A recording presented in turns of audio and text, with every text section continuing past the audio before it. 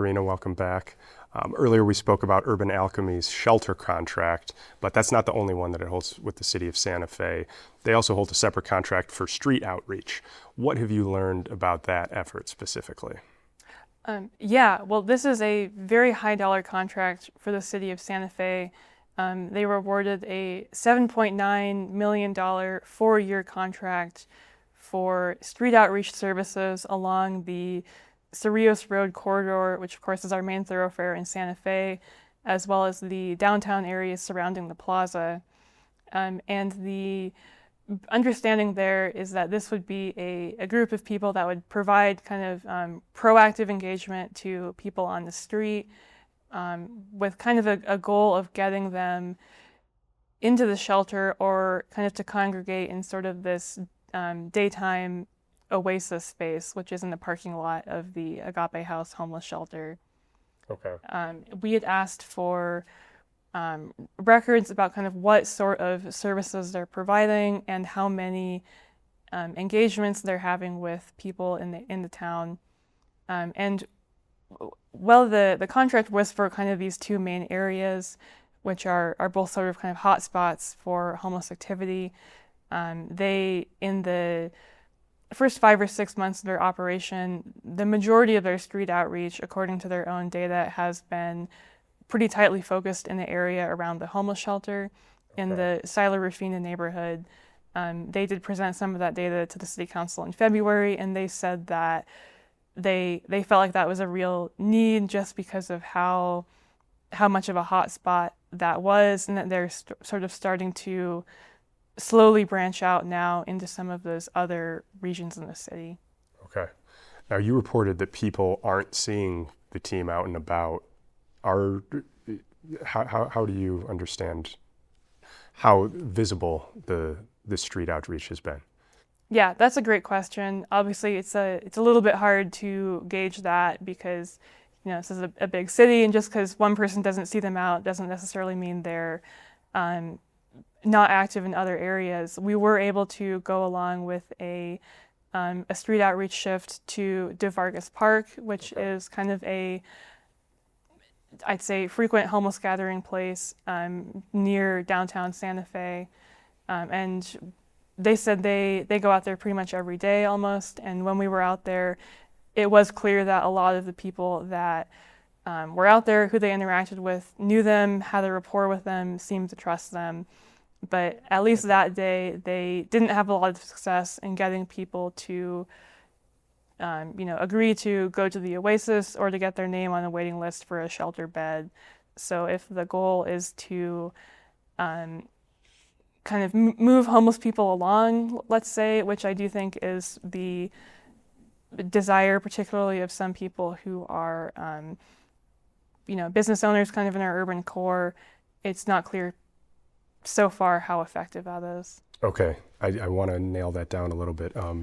You said that there's some holes in data, or at least there's some data that maybe the city wants to see that Urban Alchemy hasn't been able to provide. What have you been able to find about the number of people that have been moved into less emergency situations compared to the previous operator, Interfaith Community Shelter? Well, there are kind of some striking numbers on that. We did ask Urban Alchemy directly, how many people have gone from living at Agape House into permanent housing, and they said as of mid-March, 11 people had transitioned into what they described as permanent housing, and a total of 27 had had some sort of positive exit, which could also include going to a higher barrier shelter in town.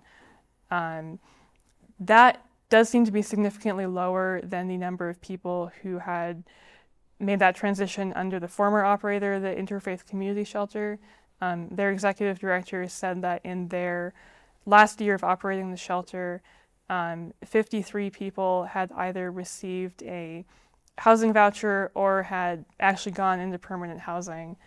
And they also, since losing that contract, have housed more people since August than Urban Alchemy. They still have case managers, and they operate a long-term motel lease for homeless seniors. Okay. And the interim director had said that since August, they've been able to get 18 people who are part of that program into housing as well. Okay. Yeah, that's pretty interesting. Now back to how Urban Alchemy is operating at this moment. You've heard from city councilors and business owners who feel that the nonprofit is doing a good job. If not data, what are they basing that on?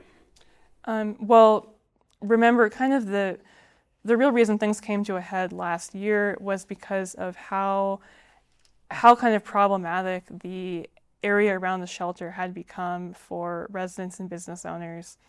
There was a pretty dramatic statistic the city staff had provided that showed that almost 5% of the police department's total call volume was for, I believe, a 1,000-foot radius around the shelter. So issues with petty crime and drug use and other problem activity were a huge drain on that area. And the city, in requesting the city council terminate the Interfaith Community Shelter's lease, really said that it was just an untenable situation, and that was, even the Interfaith Community Shelter, although of course they wanted to continue operating, essentially even agreed with that themselves. And so the city council, the councilors, when Urban Alchemy presented in February, did say they were very pleased with what they've been able to do to clean up Harrison Road, which is the road the shelter is located on, and they felt like they've done a much better job of managing the area than the former operator. So if that was really the thing they felt like was the most problematic, they seem pleased with the difference in how it looks now. For one of your other stories, you spoke with Urban Alchemy employees. Who are they and how are they feeling about this organization and the work that it's doing?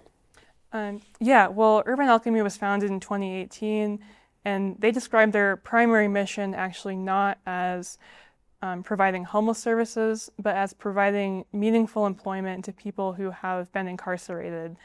And the majority of the people they work to hire are people who have had experience in the criminal justice system. Here in Santa Fe, they've hired about a total of 90 people, but 50 of them have not stayed on with the organization for one reason or another. They have about 40 employees now, and many of those are people who have lived experience either with incarceration or who have dealt with addiction or homelessness themselves, which is something that the nonprofit says gives them kind of a superpower almost when it comes to relating to the clients, because a lot of these people are coming from very similar backgrounds and can understand where shelter guests are coming from. Okay. Well, what are you going to be watching for next? I know there are a lot of moving pieces here. We certainly at the New Mexican will be continuing to provide ongoing coverage of homeless services. And, I think the next big things to look out for are what the City Council decides in terms of this requested contract amendment, but they're also going to have to make some pretty big decisions going forward into the next funding year about, if they want Urban Alchemy to continue to operate the homeless shelter, and if they decide they don't want that, they're going to have to find a new operator pretty fast. And they're going to have to figure out where the money is going to come from if they want to extend these contracts, since that did come from primarily non-recurring money, and the city is putting forward another flat budget. So if, essentially for pretty much everything that's on the table, if one thing gets money, that may mean that something else may not be able to get funded. So I do think they're going to have potentially some hard choices in front of them. Okay. All right. We'll be watching them, and we'll be watching your coverage. Karina Julich, thank you so much for being here. Thank you so much for having me. Of course.